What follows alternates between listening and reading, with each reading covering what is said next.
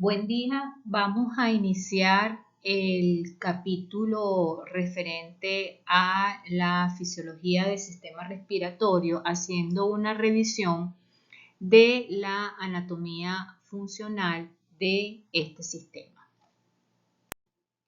¿Por qué necesitamos respirar? Recordemos que en la mitocondria ocurre la generación del ATP, de la energía.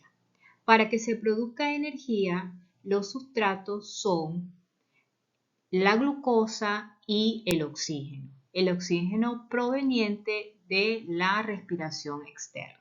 Entonces, en presencia de glucosa y oxígeno, se genera CO2, agua, calor y energía en forma de ATP. Hay dos tipos de respiración. La que acabamos de mencionar, que ocurre a nivel mitocondrial, a esta se refiere con el nombre de respiración interna. Y la respiración externa son todos aquellos procesos necesarios para que el oxígeno del medio ambiente llegue hasta la célula. En bioquímica, ustedes vieron todo lo concerniente a la respiración interna. En este capítulo vamos a ver cuáles son los procesos fisiológicos necesarios para que el oxígeno del aire pueda llegar hasta la mitocondria. La respiración externa tiene varias fases. La primera es la ventilación pulmonar, luego tenemos el intercambio gaseoso a nivel de la membrana alveolo-capilar, el transporte de gases en la sangre y por último el intercambio gaseoso a nivel tisular. El sistema respiratorio, aparte de cumplir su rol en relación a la respiración externa, tiene otras funciones importantes. Por ejemplo, para que el aire llegue en las mejores condiciones al alvéolo, el aire debe ser filtrado, calentado y humidificado. Esto ocurre sobre todo en las vías aéreas superiores. Una vez que el aire llegue al árbol bronquial, es distribuido por un sistema de tubos hasta los alvéolos, donde ocurre el intercambio gaseoso. El gas pasa, tanto el oxígeno como el CO2, a través de la membrana alveolo-capilar.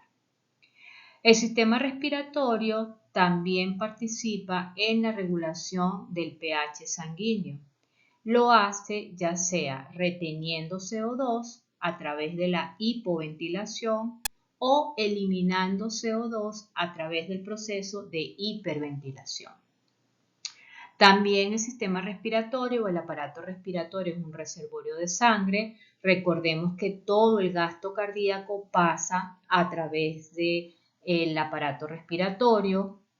Es importante en el mantenimiento del balance hídrico, ya que recordemos que cierta cantidad de aire se pierde cuando ocurre la respiración porque el aire es humidificado y allí ocurre pérdida de agua y la regulación de la temperatura, ya que el aire al ser calentado permite la pérdida de calor por evaporación.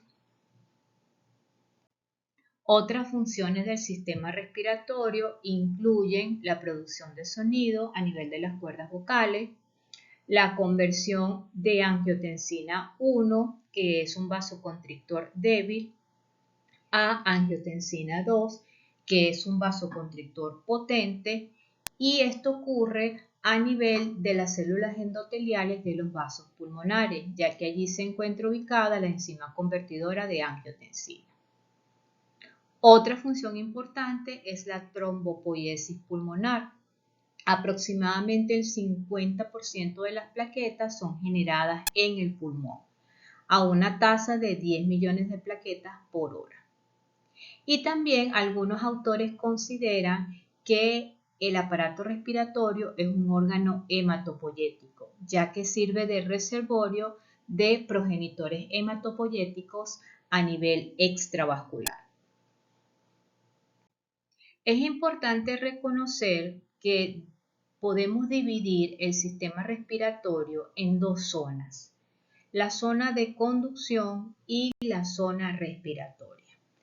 Esta división se basa en las funciones que cumple el sistema respiratorio. La zona de conducción, como su nombre lo indica, conduce el aire desde el exterior hacia la zona respiratoria. Simplemente es un sistema de tubos a través del cual se transporta el aire. Y esto incluye la nariz, la faringe, la laringe, la tráquea, los bronquios hasta los bronquiolos terminales. La zona respiratoria es la zona donde ocurre el intercambio gaseoso o hematosis y esta incluye los bronquiolos respiratorios, los conductos respiratorios y los sacos alveolares. Esta división funcional se basa en la histología del árbol bronquial. En la zona de conducción, el epitelio es cilíndrico pseudoestratificado, contentivo de células ciliadas y células goblet o de tipo cuboidal. Como en estos casos el epitelio es muy grueso para que ocurra el proceso de difusión, es por esa razón que esta zona es la zona de conducción.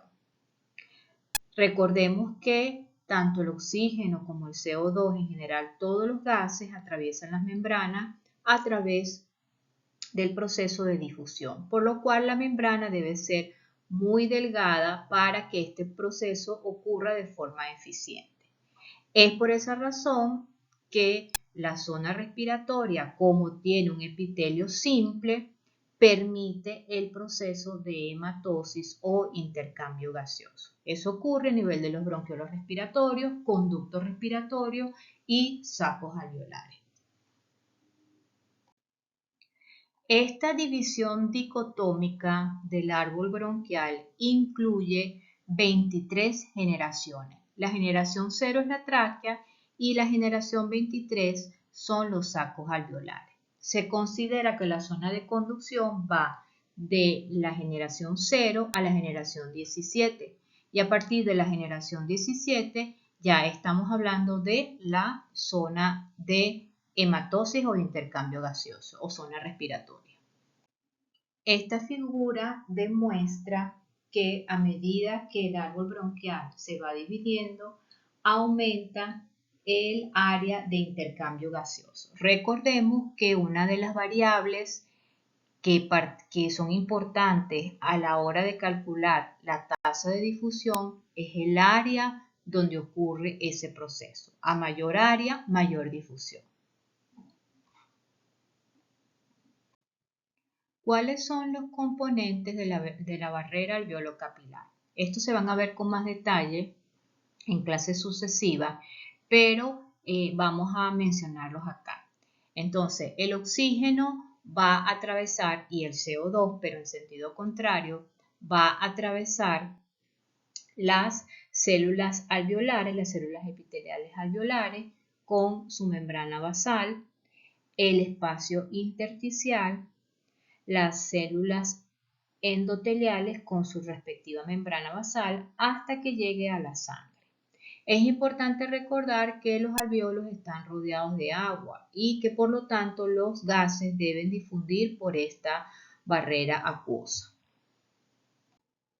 Fíjense ustedes que el agua va a circular entre tres compartimientos, entre el compartimiento intersticial, entre el compartimiento capilar, es decir, el agua que se encuentra en sangre, y dentro del alvéolo. También parte del agua es incorporado al sistema linfático, es decir, que en estos tres compartimientos el agua va a fluir de un compartimiento a otro. El transporte transepitelial va a afectar el volumen y la composición del líquido alveolar. Este secundariamente va a afectar el proceso de difusión a través de la membrana alveolo-capilar y las respuestas inmunes innatas. Obviamente, si hay más líquido en el espacio alveolar, habrá más dificultad para que ocurra la difusión de oxígeno y CO2 a través de la barrera alveolo-capilar. El volumen y composición del líquido alveolar va a afectar tanto la actividad de los macrófagos alveolares como los péptidos antimicrobianos, citoquinas, defensinas y el surfactante que están en el alvéolo. Igualmente, es sabido de que las proteínas que forman el surfactante pueden alterar la difusión de gases a través de la barrera alveolo-capilar. Es importante igualmente diferenciar entre lo que es la vía aérea superior e inferior. Hablamos de vía aérea superior, todo lo que está por arriba de la laringe, de la nariz hasta la laringe, y de la laringe hacia abajo hablamos de vía aérea inferior. La tráquea se divide en bronquio principal derecho y bronquio principal izquierdo, y de aquí se deriva un bronquio para cada uno de los lóbulos. Lóbulo superior del pulmón derecho, lóbulo medio del pulmón derecho, lóbulo inferior del pulmón derecho, y luego en el izquierdo tenemos el bronquio que va al lóbulo superior y otro que va al lóbulo inferior. Por otra parte, estos bronquios se van a subdividir en diferentes segmentos. Por ejemplo, el del lóbulo superior vamos a tener el bronquio apical o el segmento apical, el posterior y el anterior. Del lóbulo medio tenemos el lateral y medial, y del lóbulo inferior, estamos hablando del pulmón derecho, tenemos el superior, el anterobasal, el medial basal, lateral basal y posterior basal. Igualmente ocurren estas subdivisiones en el lado izquierdo. Estas subdivisiones son importantes conocerlas porque si nosotros en una tomografía o en una radiografía de tórax podemos identificar dónde está la lesión, una lesión por ejemplo que queremos biopsiar, conociendo la segmentación pulmonar podemos dirigir el endoscopio, se puede realizar biopsias transbronquiales a través de un procedimiento que se llama fibrobroncoscopia, es introducir un broncoscopio a la vía aérea. Entonces, si nosotros podemos, por ejemplo, localizar una lesión que queremos biopsiar en una tomografía y podemos localizarla, por ejemplo, en el segmento apical del lóbulo superior derecho, entonces una vez que el broncoscopio entra en la vía aérea, podemos nosotros a través de un sistema parecido a un sistema de carreteras, podernos dirigir hacia el sitio donde está la lesión y poder tomar una biopsia. Por eso es importante el conocimiento de la segmentación pulmonar. El segmento broncopulmonar se refiere no solamente al bronquio segmentario que alimenta el segmento, sino a todas las estructuras que están a su alrededor. El segmento broncopulmonar tiene una forma piramidal, está dividida o está rodeada por septos de tejido conectivo y está constituido por el bronquio segmentario que ocurre en la parte media del segmento, rodeado de una arteria y de una vena. Aquí tenemos entonces cómo se ven los segmentos broncopulmonares, por ejemplo, en el pulmón derecho.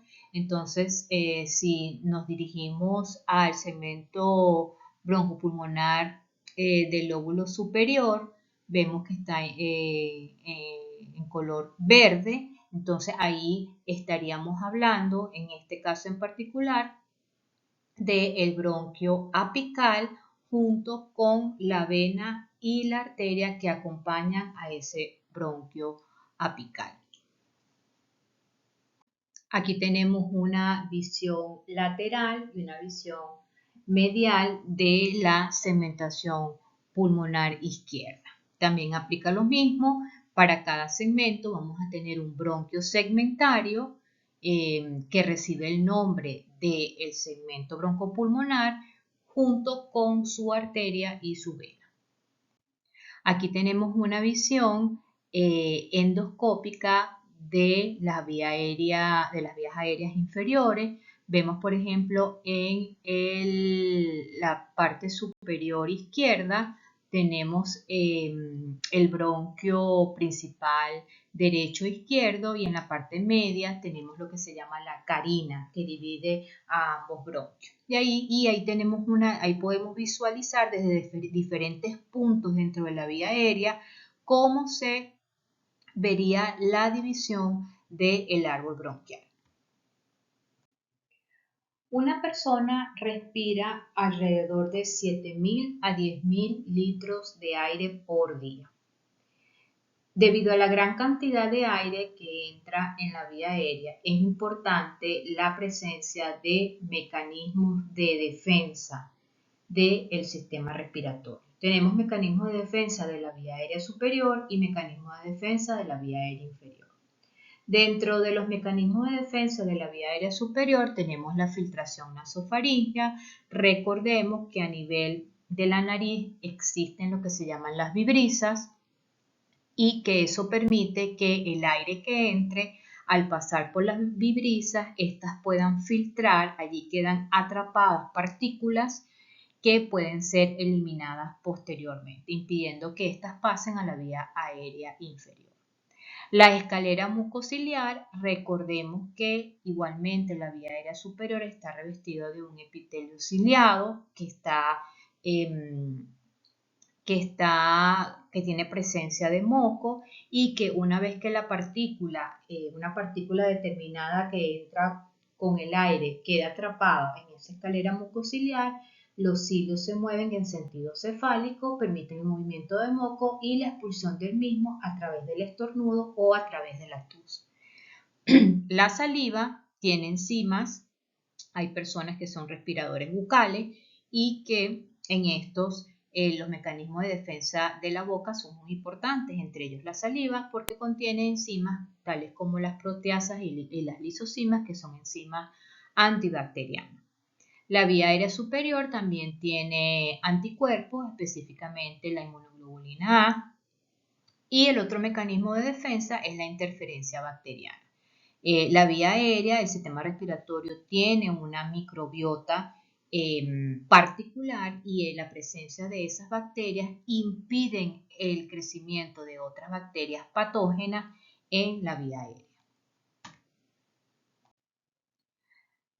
Ahora bien, aquí estamos mostrando los mecanismos de defensa de la vía aérea inferior.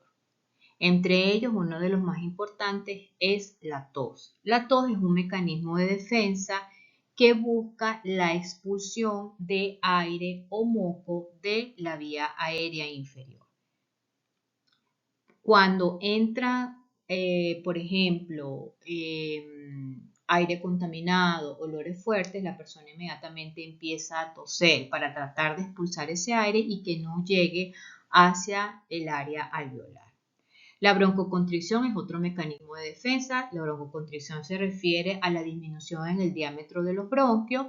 Esto impide que pase más aire hacia la vía aérea más inferior, las vías aéreas donde ocurre el intercambio gaseoso.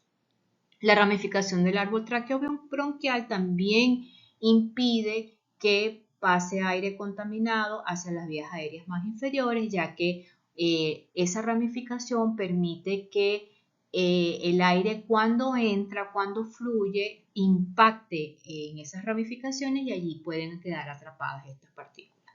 La escalera mucociliar, igualmente como ya lo mencionamos en la vía aérea superior, los anticuerpos y sistema de complemento, y los linfocitos B y macrófagos alveolares. También forman parte tanto de la inmunidad innata como de la inmunidad adquirida.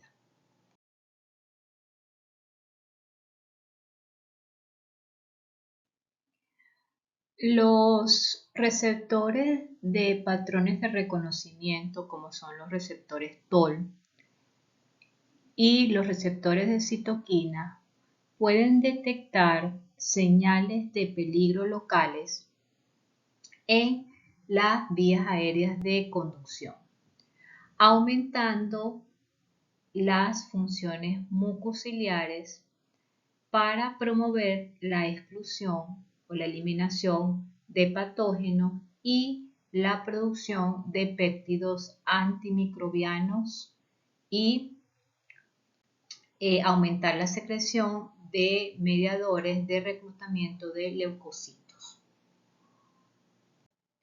En el compartimiento alveolar, las células epiteliales o alveolares en las zonas de intercambio gaseoso pueden detectar también patrones de reconocimiento molecular, pueden percibir señales de estrés y pueden comunicarse con leucocitos residentes en el pulmón y responder a través de la modulación inducida de funciones de barrera, aumentar la producción de péptidos antimicrobianos, colectinas y la secreción, favorecer la secreción de citoquinas por parte de los leucocitos. Entonces, tenemos mecanismos de defensa propios de la zona de conducción, pero también tenemos mecanismos de defensa de la zona respiratoria. El aire que entra en la vía aérea está contaminado por partículas y estas partículas tienen diferentes tamaños.